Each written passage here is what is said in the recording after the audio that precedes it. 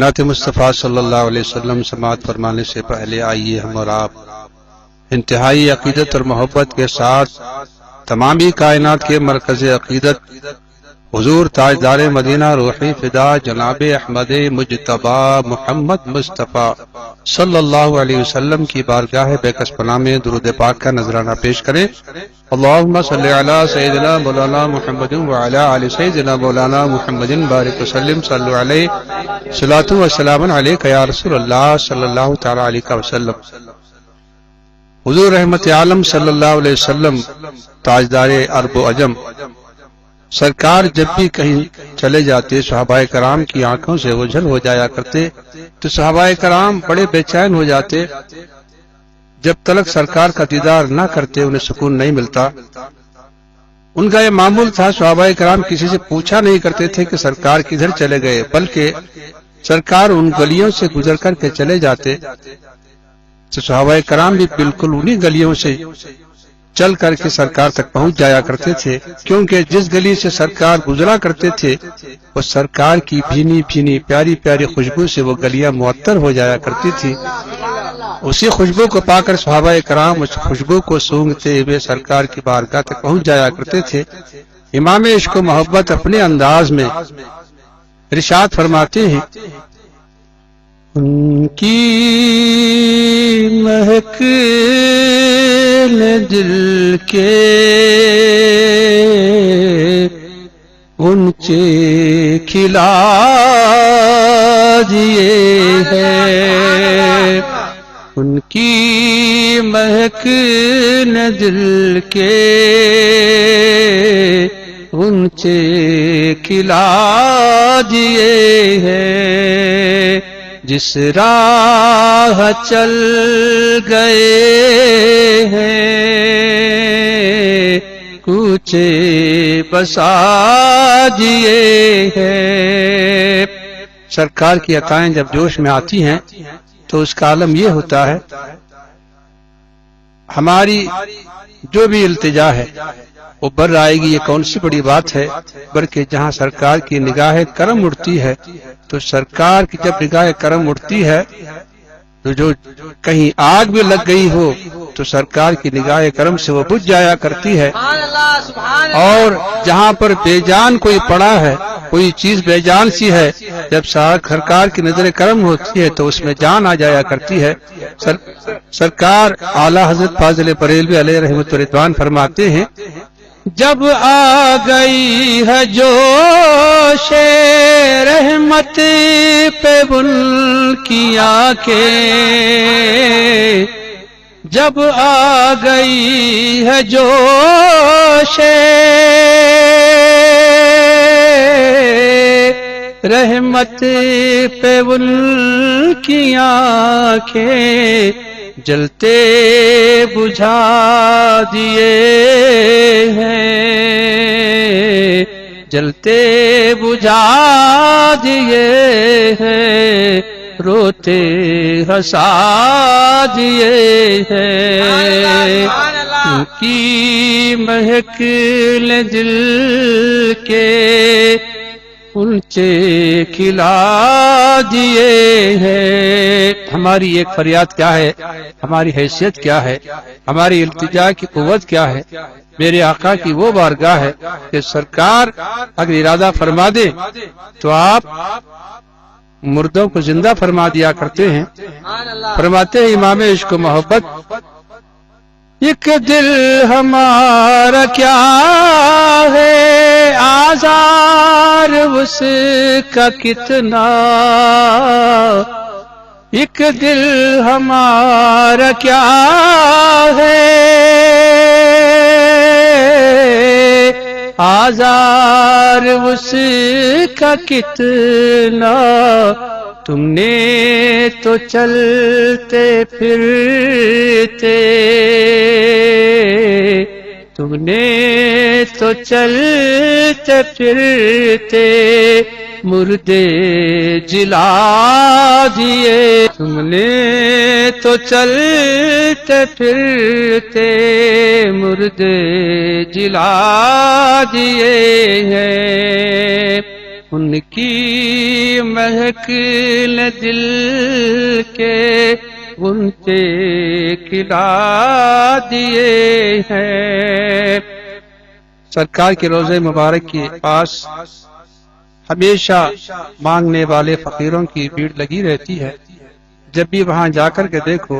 کہ مانگنے والے قطار در قطار، بڑے سے بڑے حاکم، بڑے سے بڑے سلاطین، بادشاہ اس دربار میں بھیک کے لیے حاضری دیتے ہیں،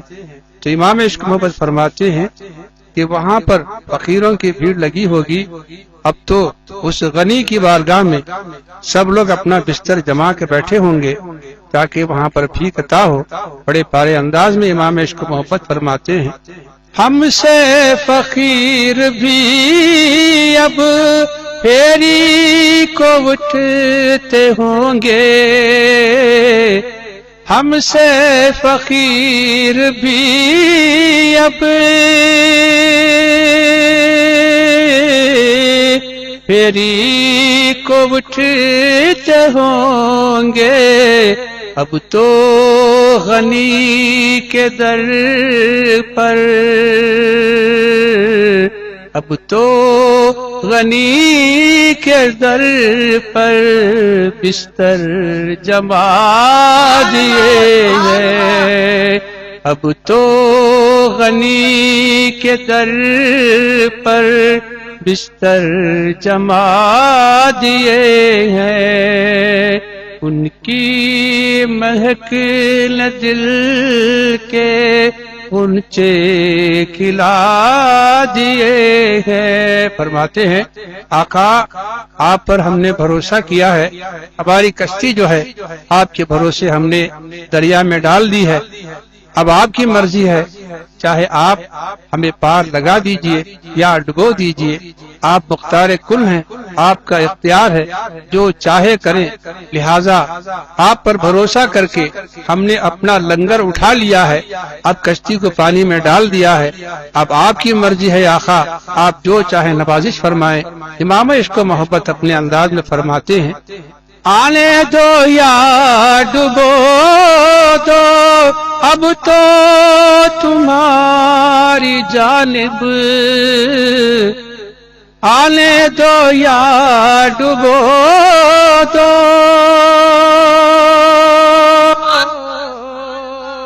اب تو تمہاری جانب، کشتی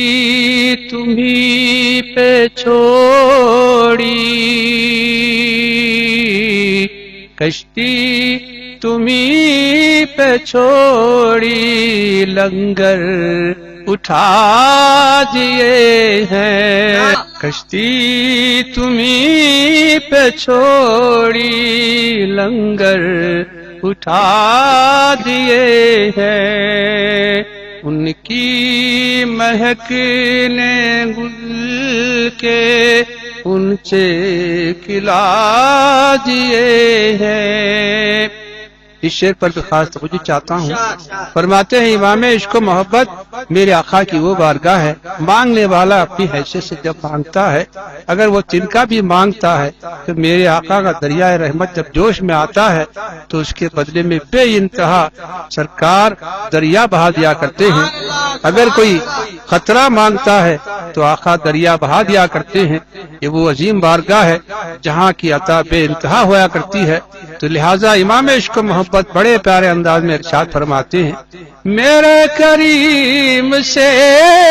گر خطرہ کسی نے مانگا، میرے کریم سے گر خطرہ کسی نے مانگا، دریا بہا دیے ہیں، دریا بہا دیے ہیں، دربے بہا دیے ہیں، دریا بہا دیے ہیں، دربے بہا دیے ہیں۔ ان کی مہک نے دل کے غنچے کھلا دیے ہیں۔ اب وہ شعر میں پیش کرنے کی سعادت حاصل کرنا چاہوں گا، کیونکہ اس شعر سے خاص تعلقات اس گنہگار کی زندگی سے ہے۔ میں سمجھتا ہوں کہ اعلیٰ حضرت کی اس شعر کی کرامت ہے کہ ایک گنہگار کی زندگی میں انقلاب پیدا ہوا۔ جب میں اس نعت پاک کو سن رہا تھا تو جب نعت خان اس شعر پر پہنچا، اللہ کیا جہنم اب بھی نہ سرد ہوگا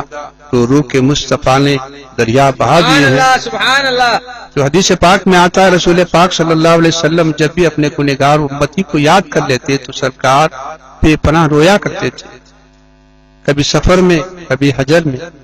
رات کے اندھیرے میں، صبح کے اجالے میں۔ جب جب امت کی یاد آتی تو سرکار بے پناہ رویا کرتے تھے۔ تو جب سرکار کو معراج پاک ہوئی، جب معراج کے موقع پر فرشتوں نے سرکار دو عالم صلی اللہ علیہ وسلم کو جنت کی سیر کرائی اور پھر جہنم کے جلوے بھی دکھائے، جب سرکار کو جہنم کی سیر کرائی جا رہی تھی تو ایک عجیب منظر آقا نے ملاحظہ فرمایا۔ وہ یہ تھا کہ ایک فرشتہ ایک پیالے میں پانی لے کر کے دہکتے ہوئے انگارے جہنم کے شعلوں کو پانی کا چھڑکاؤ اس پر کر رہا تھا، جس کے سبب سے اس پانی سے وہ دہکتے ہوئے شعلے ٹھنڈے پڑ رہے تھے۔ پھر آگ اس میں بھڑکتی، پھر وہ فرشتہ پانی کا چھڑکاؤ کرتا تو پھر آگ وہ ٹھنڈی ہو جاتی، پھر بھڑکتی۔ جب اس عجیب کیفیت کو سرکار نے ملاحظہ فرمایا تو اس فرشتے سے پوچھا، اے فرشتے بتا یہ کون سا پانی ہے جس کے سبب سے ایسے دہکتے ہوئے شعلے جہنم کے انگارے ٹھنڈے پڑ جایا کرتے ہیں؟ بھلا یہ پانی کون سا ہے؟ فرشتے نے مؤدب ہو کر کے عرض کیا، یا رسول اللہ صلی اللہ علیہ وسلم، یہ کوئی اور پانی نہیں ہے آقا، یہ تو آپ کے گنہگار امتیوں کے آنسو ہیں، یہ آپ کے گنہگار امتیوں کے آنسو ہیں۔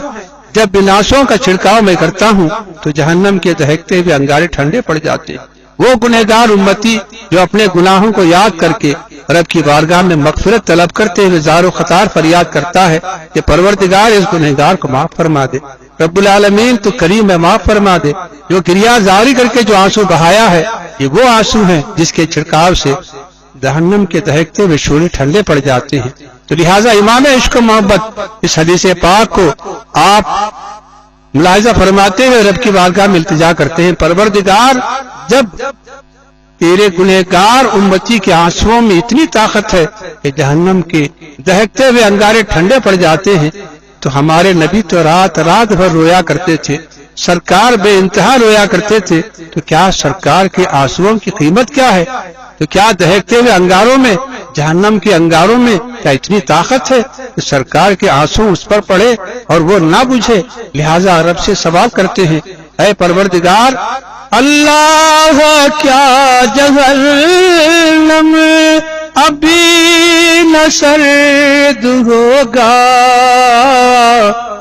اللہ کیا جہنم ابھی نہ سرد ہوگا،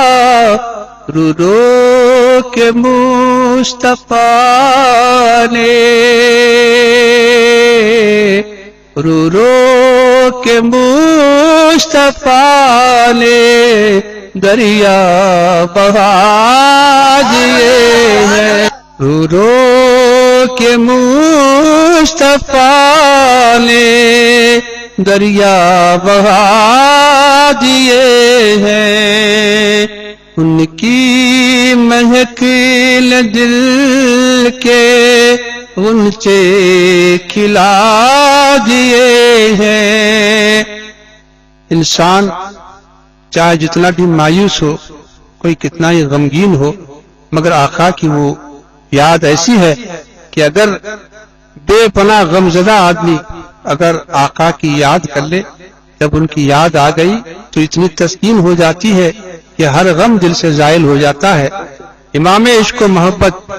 اپنے انداز میں ارشاد فرماتے ہیں، ان کے نثار کوئی کیسے ہی رنج میں ہو، ان کے نثار کوئی کیسے ہی رنج میں ہو جب یاد آ گئے ہو، جب یاد آ گئے ہو سب غم بھلا دیے ہیں، جب یاد آ گئے ہو سب غم بھلا دیے ہیں، ان کی مہک نے دل کے غنچے کھلا دیے ہیں، جس راہ چل گئے ہیں کوچے بسا دیے ہیں۔